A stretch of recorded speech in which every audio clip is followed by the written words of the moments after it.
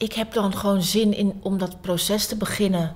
En ik ga er dan heel open in. Ik laat het ook heel erg aan de choreograaf wat ze maken. Dus ik heb niet gezegd, ik wil dit of dit of dit. Kan je dat? Nee, ik heb gewoon gezegd, wil je iets maken? Dit zijn de dansers die je hebt. Dat is eigenlijk het enige wat ik heb gezegd. Wat best een groot risico is.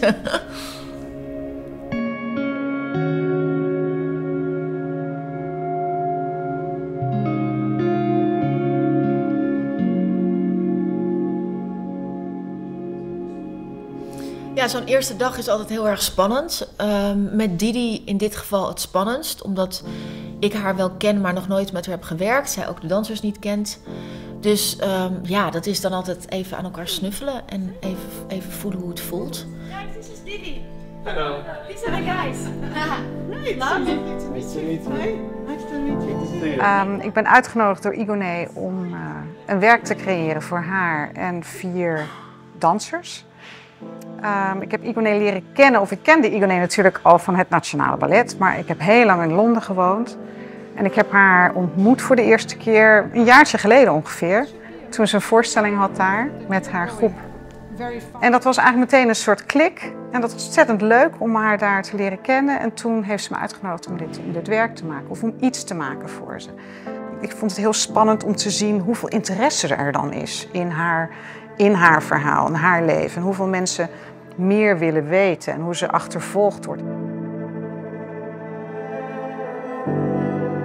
Ik heb een stuk gemaakt dat heet Framed. De reden dat het Framed heet is omdat het een whodunit is. Framed, zoals het Engelse you've been framed.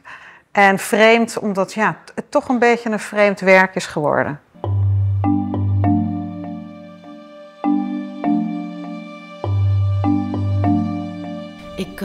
Ik ben altijd heel erg een studiodanser geweest. Ik vind in de studio werken heerlijk. En op toneel is natuurlijk het allerlekkerste wat er is. Maar ik vind het werk in de studio ook heel fijn. En het mooie aan dit programma, dat je dus echt iets creëert met mensen, met choreografen, is dat dat alles in de studio ontstaat. En dat is soms heel frustrerend, soms heel leuk, soms ontroerend.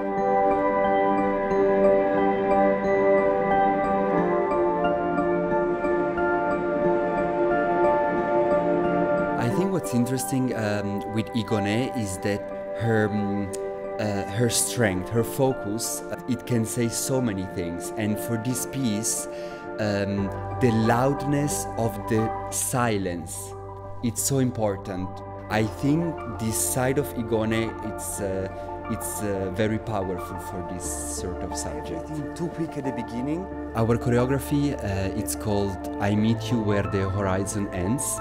The only possibility to meet again with this guy, it will be just where the horizon ends, which means never.